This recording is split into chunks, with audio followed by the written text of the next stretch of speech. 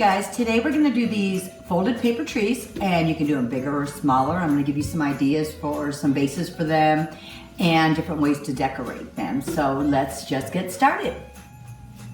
So the first thing you're going to need is a book, and I really like to use paperback books for this project. And what you're going to do is rip the covers off, and I know for this tree I need about 75 pages, 75 to 100. So I know it seems very simplistic, but if I started on page 200, I would have to go to 400 to literally get 100 sheets of paper. But I'm gonna do right around 75, so I'm starting at 200, and we're gonna go to about 360.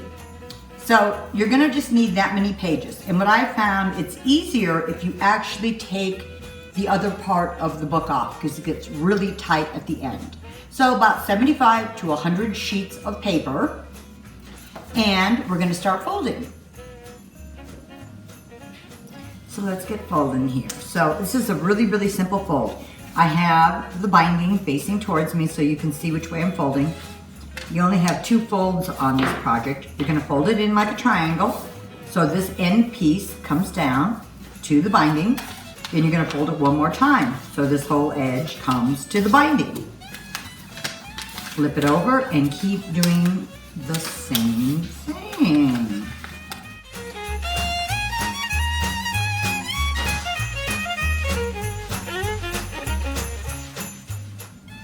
So the time you get done, you're going to have it looking like this all the way around. And when you get to the last few pages, you can tell right here, it gets a little tight, but you just keep going and you get it pushed in and it'll stay like it is. The cool thing about this fold will give you this opening in the bottom. So you can put it on a candlestick, on a wood base, or whatever you want to put it on. Right here we have just a little candlestick, and you could just hot glue it on there. We did another one with a clear candlestick, like that one.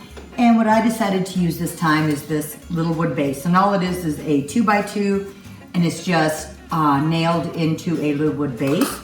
And I took some cotton and just used some adhesive glue and put it on there with some glitter, and I sprayed some adhesive glue onto this tree and put some different glitters on that.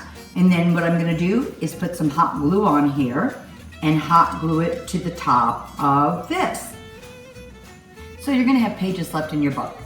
So what I did is I just have some of these pages left, and I cut the book in half, so you're like this. And then I might want to make it just a little bit smaller. So I'm going to cut it again. And then what we can do is do the same process.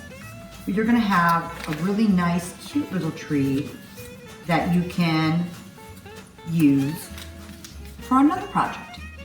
So when you're done with all your trees, you can have some big ones and some small ones and put them on a mantle or on a table or anywhere you'd like for a centerpiece. And maybe use some little LED lights that go around them, or maybe my paper feather garland, or maybe even add a real ornament or a star at the top. Just have fun with the trees.